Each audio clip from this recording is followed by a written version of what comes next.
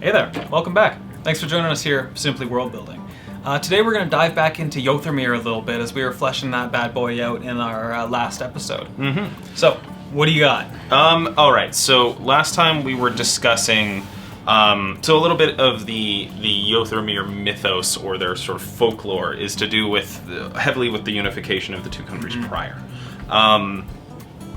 So the main figures in those are going to be what we're going to call the saints of Yothurmiir, and how that sort of came together. They came under the leadership of a couple of people who sort of became the king and queen, and those two people kind of united the country under a singular banner. So, were these saints that sort of took on the power roles in what is now known as Yothurmiir, were they already people in positions of power?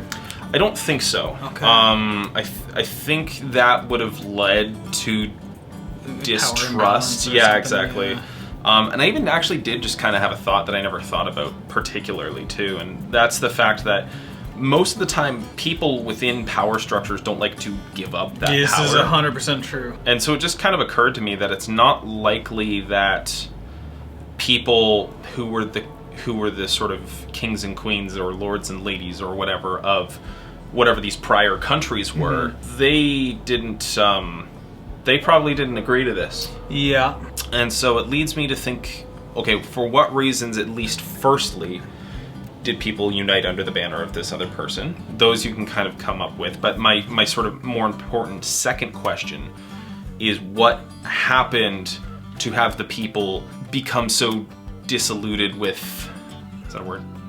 Disillusioned. Disillusioned. The prior power structure as well. So I could see ways where you're able to just sort of like pacify those lords and ladies or whatever, the people in power before, where they kind of get to keep at least, you know, a role and their monetary station, so that they kind of don't really put up any fight about it. Otherwise, yes, there's going to be probably some kind of conflict because people are going to hold on to the bitter end to hoard their wealth.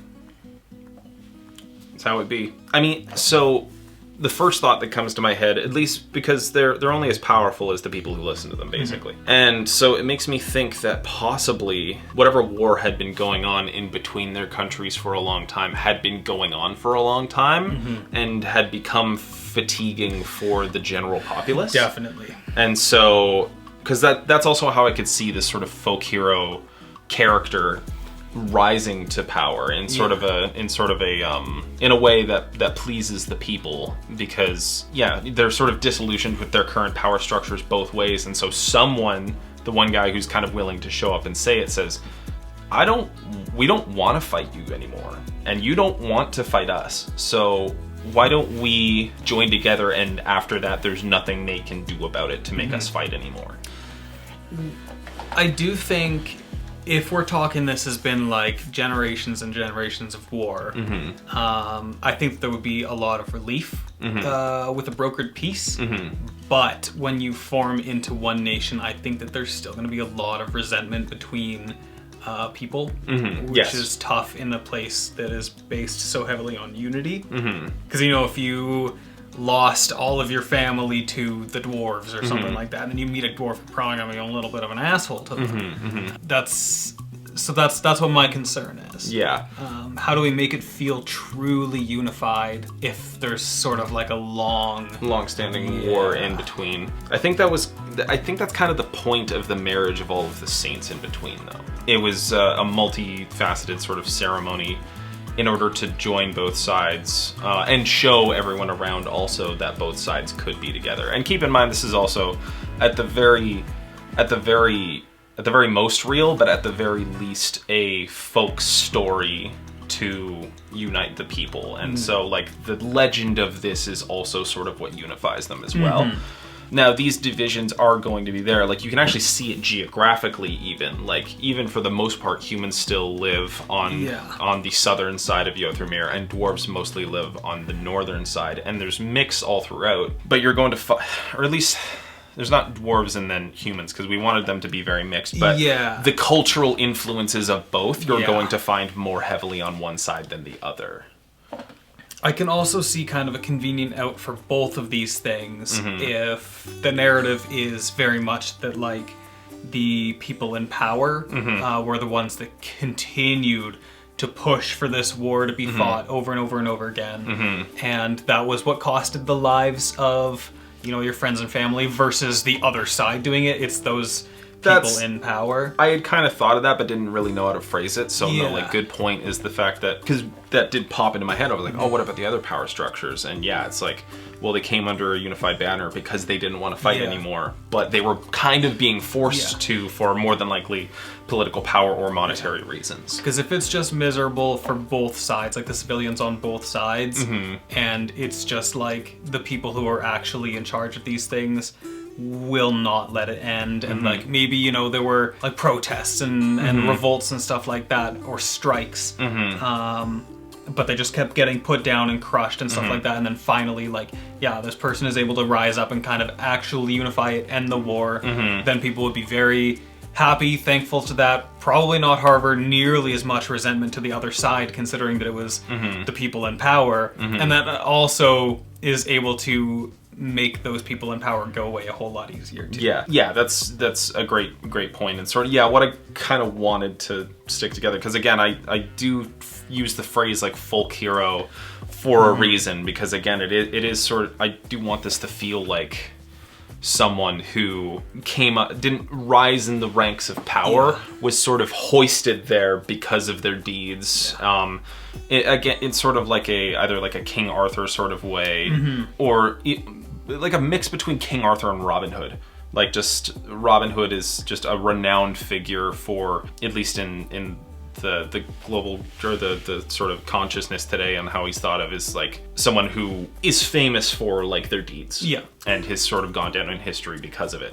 The people's people. Yeah, exactly. So yeah, that's probably the best way to sort of at least have that happen. Now the details we can sort out a little bit later. So in the unification, there was, as part of like, I think sort of a sign of good faith between both sides, yeah, these sort of saints were, I'm assuming, probably part of this main guy's troop, you know, like some people that he knew. The Band of Merry Men. Yeah, basically. They weren't in like positions of political power, but they were definitely people with probably influence, just so that obviously it's not just some rando. Yeah. But yeah, so the marriages between both sides are, yeah, supposed to be symbolic of the unification of both of them. And I want each of them to sort of have a representation in sort of the mythos. Like, there's certain values that both of them are, all of them are unifying under. Yeah. They represent something. Yeah, and so we, just before we logged on here, we wrote down at least the aspects that I think we want to apply to each of these saints. We don't have any more details than that, but list making isn't super interesting. So we pulled them up, and so we'll have to come up with a saint for each of these. But this is going to be very similar to how we did the sort of pantheon, just taking aspects and sort of applying them to a character. The very first one, we have the hunt. A very classic Yeah. attribute. We all know, live, laugh, the hunt. So this is probably the only one that I kind of actually like pictured prior, just sort of coming up with. I wanted them to be on the dwarven side. Okay. And I wanted it to be the female counterpart. Okay. Mostly just because I like Artemis as a Greek god. I kind of pictured her visually looking a little bit, I guess the closest thing I could just say is like Meredith from Brave. Yeah. She fits that archetype very, very well. But just when I was sort of brainstorming this like that, it just popped up in my head. But just sort of the big, mostly just the big curly hair. So that's the only one I even had like a visual on. And the only one I had like any sort of prior conception of. Yeah. But the one after that is the hearth. I think that it's pretty easy to let your mind assume that would be also like a female dwarf. They kind of give off that energy, I guess, when you think of the hearth. But I think that another fun idea is if it were a big jolly human man. Yeah, that's a good point. Big dude, apron. Yeah. Making up one of those perpetual stews. Yeah. Oh my god, yeah, just the giant, like the weight. He feeds 3 people, but this could feed 250 people. Yeah. Yeah, that is kind of an interesting idea. Actually, you know, one way we might want to do this is maybe to do, because we have all the concepts laid out, maybe to do the pairings. Sure, yeah. And then that kind of narrows down one role and then the other role immediately. So going back to the hunt then, who would we want to pair it with? So, real quick, for our list, we have the hunt, the hearth, agriculture in general, the warrior, the wanderer, the artisan, the laborer, and the beastmaster. That's sort of what we came up with. We might even, if we can, we might brainstorm a few more, but I wanted there to be at least 8. I think we mentioned in the last episode that, firstly, these are all going to be pairings, so it has to be a even one number. from each side. Yeah, exactly. It has to be an even number, but I also want the amount of knots in a Celtic knot on the flag to represent the pairings as well. And so it would be a lot more difficult to do with like a very, very small number of them. And also difficult to do if you have 106. Yeah. I'm sure you can find on the internet some very, very intricate Celtic knots. I ain't doing it. I'm a silly little boy who can't do all that. So we're gonna go with probably 8 or a little more. But okay, so we have all of those. Who would you pair the hunt with? I think the hunt and the beastmaster kind of make sense to me. That's a good one. Yeah, definitely. Yeah, the 2 options I could. There's a few, but I think the strongest ones are either the beastmaster or agriculture. Okay. Yeah. Hunter-gatherer. Yeah. Because they both have sort of relationships to each other. Yeah. The hunt has relationships to agriculture for the sort of and when I say agriculture, I mean more like plants. Yeah. Like your general farming and stuff like that. And so they're sort of paired together as like they sort of make a complete meal. They're the perfect food pyramid couple. We actually don't use the food pyramid anymore. We use, I think it's called My Plate. Yeah. Right. Yeah, the food pyramid was sketchy as hell. So, well, yeah, wasn't it? Okay, this is totally off topic, but wasn't the food pyramid like a complete some sort sham? of fucking big milk like propaganda or something like that? I don't know for sure, but I'm pretty sure it was actually sugar companies. That's so crazy. Because that was such a part of our lives growing up. Yeah, I don't know if that's like everywhere or just like maybe it's just North America or something like that. I think it was mostly North America. The food pyramid brought to you by Big Sugar. No, that's Coca-Cola proudly presents on the bottom. The fucking Clone High food pyramid episode sits rent-free in my heart and soul. God. Okay, we'll talk about that again sometime, maybe on an unrelated podcast. But we'll keep going on the actual list here. But yeah, so the hunt and agriculture goes together pretty strongly as well. But yeah, also the Beastmaster in your relationship with having to eat and also having a relationship with beasts as well. Yeah. Okay, I think a question to ask then is if you were to if you wanted to pair them with Beastmaster, could you equally pair agriculture with someone else then? Yeah. Who are you thinking? Yeah, I feel like for each one there's like 2 good options and we won't know until we get to the last 2 if we've done it right. Yeah, fair enough. Because I was going to say the hearth. Okay. But I know that also the hearth goes really, really well with something like the wanderer. Or also the warrior or something like that. It's tough.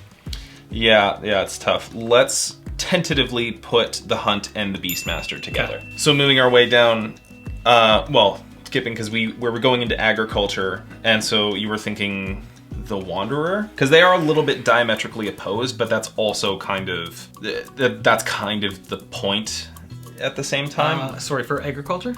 Yes. Agriculture, I think I could see going maybe better with the hearth. Okay. Oh yeah. It wasn't the wanderer. The hearth was wanderer. Yeah. Agriculture. But so you're thinking agriculture and hearth is probably the better combo? I think so, because that kind of feels like the combo that represents like you know, the small folk the best, like the regular people. And also sort of like home. Yeah, exactly. Because the hearth is home, but also like agriculture is your ability to not have to go out and retrieve food and goods and then return. Home is where the hearth is. Great point. But okay, so that's But okay, so that fits. That makes a lot of sense. So we have those two.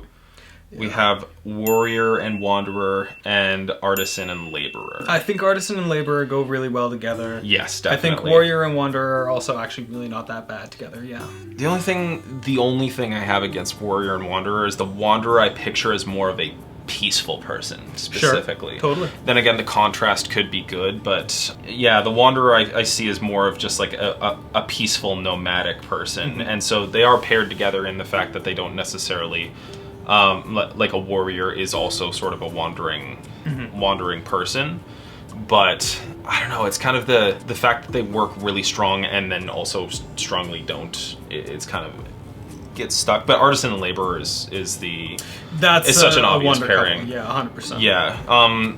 When we say artisan, what we mean is like not only an artist or anything like that, but basically just like more fine crafts.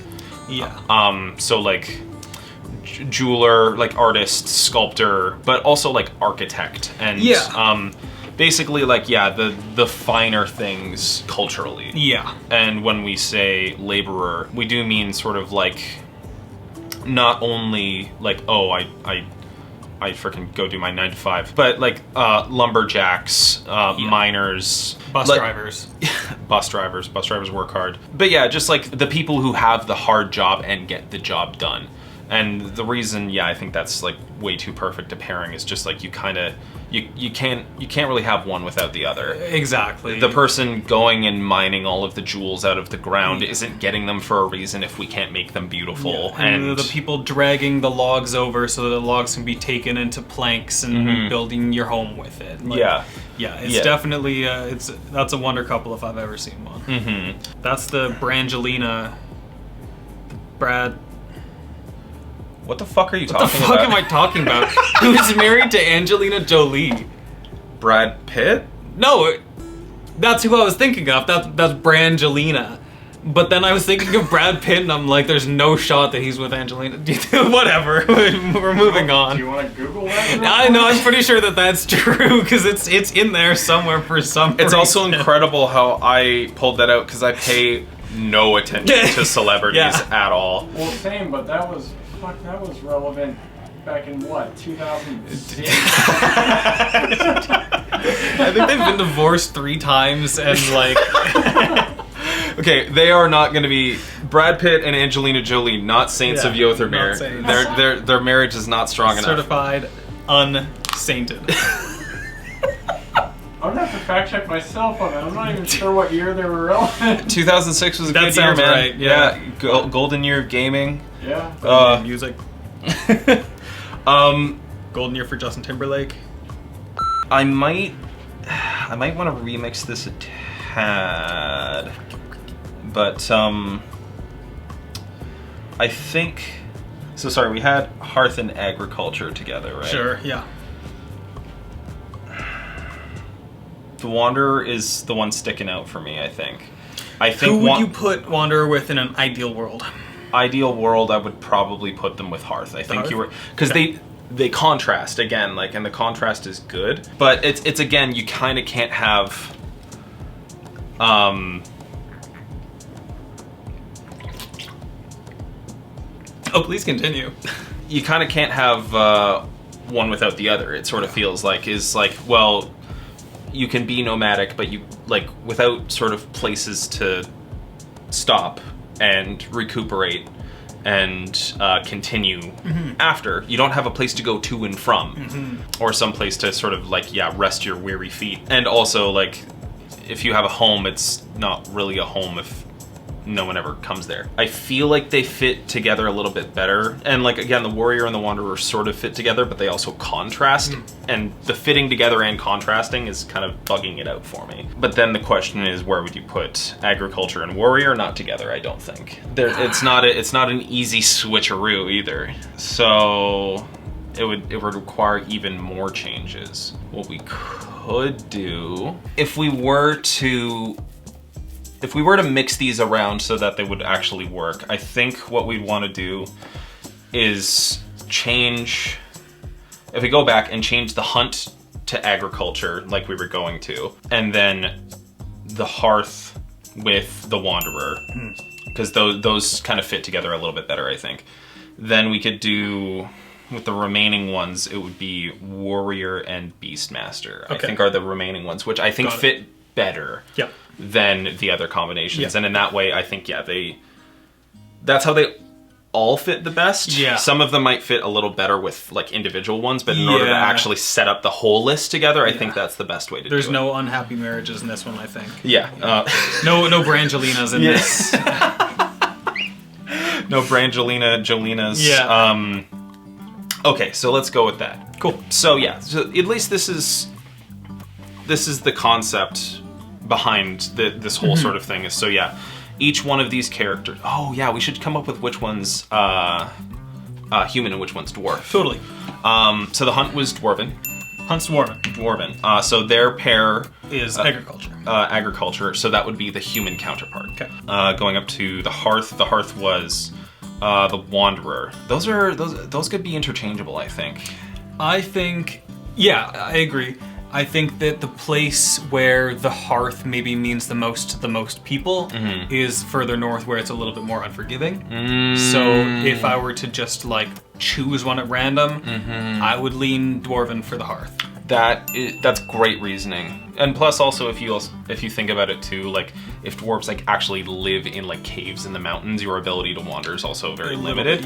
Whereas like humans living out on an open grassy plain is way more feasible. So okay, let's go with that. Hearth is dwarf and wanderer is human. Next up, the warrior and the beastmaster. So I think that the idea behind the Beastmaster is that it's kind of wrapped up a little bit in the Griffins. And the Griffins, if I'm remembering correctly, we had mentioned were like kind of originally a human thing? Or is that kind of become a thing since yothurmiir has... I'm not sure if we pinned them down to anything specific, but my thought is that the Griffins are coming from the mountains. Sure. Now they hunt livestock, that is... They hunt livestock, which means they could easily... You could put them in either category. Okay. Because the person who's likely going to have the biggest problem with them eating their livestock is probably down in the plains. But someone who's likely to encounter them is also up in the mountains. So that's another one that's sort of... I kind of think that I lean warrior dwarven and beastmaster human. Fair. No, again, those I think were pretty pretty interchangeable. So let's go with that. It was warrior dwarven, beastmaster was the human counterpart. And then we've got artisan and labor. And I also could see either one really being either. Yeah, although we did mention that the laborer is also like the lumberjack or the miner as well, and mining it's a big thing. Is such a dwarven thing specifically. However, the other side is that we're talking about a place where we're now whipping up full-on like automatons and robots and stuff like that, or golems. Fantasy robots, basically. That is such a good point too. So the dwarven artisan could work, because that's the only justification is that like dwarves are in the mines. I guess that's more of a now versus then thing, because then they weren't probably really doing that. But also keep in mind, remember that the golem city is also built on top of an ancient leviathan that allows these golems to exist. So the likelihood that the dwarves were probably the first to start doing this makes the most sense to me, because also the means to do so was readily available to them first. Were they doing this before the binding of the two? do you think? That's a good question. Maybe not. But still, I always pictured this golem being in the northern part of yothurmiir. Yeah. And so that's mostly where my justification for it is coming from. If you feel like there's like in your brain that it's one better than the other, absolutely. The labor as the miner, like that just fits. It does. But I think I like a bit of the switcheroo. Yep. Which is kind of fun as well. Like a little bit of, it's not a huge, but it's a little bit of a subversion of expectation. Yeah. Which I think is kind of fun. So like you could get away with either, and I think the artisan, the saint, the dwarven saint of the artisan being the patron saint of that city, makes the most sense to me. Yeah. Okay. Do it up. So yeah, that's we're locking that one in. Yeah. Okay, cool. So I think that's all of them because we got Beastmaster and that was at the bottom of the list. Good. So yeah, that's the whole idea behind this sort of folk legend is the main one unifies them. His sort of band of people who he has friends of on both sides, which is again supposed to represent his kind of closing the gap with both sides, and his friends basically getting married together is the representation of the unification of the country. That's the folklore. We might get into more specifics on like characters. Yeah. I guess also the question is which one was the main guy? That really is going to be politically important, I think. Well, what do you think? Because if these are kind of hereditary roles, you want the crown to be hereditary as well, right? I guess he could just be one of the very few at the time half-dwarves. Yeah. He could have been the son of a dwarf and a human. Mm-hmm. Which might have kind of put him on the path that he was on originally. Yeah. You know, to like, hey, why are we fighting? Like, I'm here. Like, I'm walking evidence that this can work. Yeah. So why don't we make it work? I think that there's also something kind of dope about, like, the main person that brought this on not getting anything or not wanting anything. Mm-hmm. But then that raises the question of who does get that spot. Oh, like him not wanting the power? Yeah. Interesting. Yeah, that is kind of cool. Although you can still do that in practice while being a leader at the same time. Like you don't have to claim a castle and be like, make me a castle. That even could be, I think it'll be fun if we wanted to like dive in further and actually make like little stories to do with this. Like, again, like King Arthur is such an example for me with this, because there's a story of King Arthur, but there's also the story of like him making friends with each of his knights as well, and also like the knights themselves also have their own handful of like more personal stories that are a little bit more separate from just Arthur's involvement, and so that'll be fun to dive into eventually. Maybe part of the folklore is like, again, instead of him like claiming power, he just stood in the position and was the person who said, we shouldn't fight anymore, and everyone's like, you know what, you're right, and rallied around him. Yeah. And while we're working out, the transfer of all of this stuff into one nation, you gotta kind of be the king, man. Sorry. Yeah. Well, I'd like to think that a lot of people, like, it was kind of more pushed onto him because he was the voice. Yeah. He was the person who was like, we should stop fighting, and everyone's like, you know what, you're right, and so everyone's agreeing with him, and so they rally around him, and so all of a sudden he's the leader of this movement because he kind of started it, whether he was trying to cause a movement or not. But that stumbles into basically the creation of a nation. Yeah. And whether he's like, I don't want to be the king, I don't want a castle, but like he's just such a beloved figure that people thrust him into a position of power and start gifting him things. Like, oh well, thank you, you've basically saved us all. Yeah. So we're gonna build a little place for us to defend you. Like, it's just like, the king, whether you like it or not. Yeah, and plus he's got responsibilities now too, because he made this happen, and now you got to see it through. Yeah. So that would be kind of a funny thing too, if like, again, in the folklore, like he's always like no, I don't, Yeah. you don't need to do this for me. And everyone's like, no, we're doing this for you because we want to do it for you. And so he's supposed to represent, like, the good king. The chosen king. Yeah, exactly. So that would work splendidly. Yeah. So yeah, that's the unification. But yeah, we'll maybe go through and actually make up like more specific characters and characteristics as we go, and also I think more specific stories.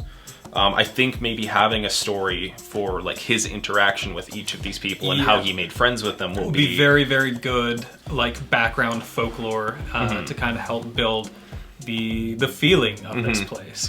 Yeah, totally, because there's kind of going to be, like we mentioned, like the artisan is kind of going to be like, there's going to be statues of them in the Golem city because what they represent is what the city represents. Yeah. And I think that's going to be the case in a lot of locations. Maybe not necessarily just a city, like there may be a temple to one. The Wanderer is probably going to have statues all over the place, like in small areas like Hermes did in Greece. You could have like at a crossroads or whatever, there's a little statue of the Wanderer, and one of the arms is this way to this and this way to this or whatever, like just stuff like that. Yeah, exactly. And so I think the fleshing out of this folklore is going to also just inherently flesh out the world that surrounds it as well. So we'll have a lot of fun with building up folklore and tales like that, and sort of lore that isn't really necessary but is very like human, down to earth. That's the kind of stuff that really builds the feeling of a place. Well, and also can give you ideas on what you want to do with what you want to do if you're kind of stumped, you know what I mean? Like you'll have this, if you have, like this is sort of a mini pantheon in a way, but you can do this with like gods as well. Yeah, like just the way this god treats the earth or people or their effect on it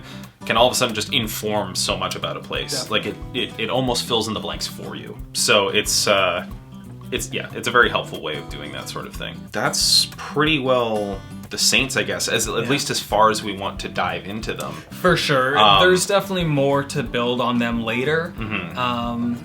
But I think that's all that's important for the time being. Yeah, like we can define their more specific character traits and characteristics and how they affect the world. And stories and stuff. That seems like definitely something we'll tackle later though. All right, well, so that pretty well sums up exactly what we wanted to cover on the Saints of Yothurmiir. So let's call the episode there, and maybe we might continue to flesh out a little bit more or jump to something else in the next episode, but thanks for tuning in, and we'll catch you in the next one. Hey there, welcome to the end card. We got a few comments today that we're going to go through, just a handful from the last couple of videos. One that made me chuckle a little bit is a murder of chickens.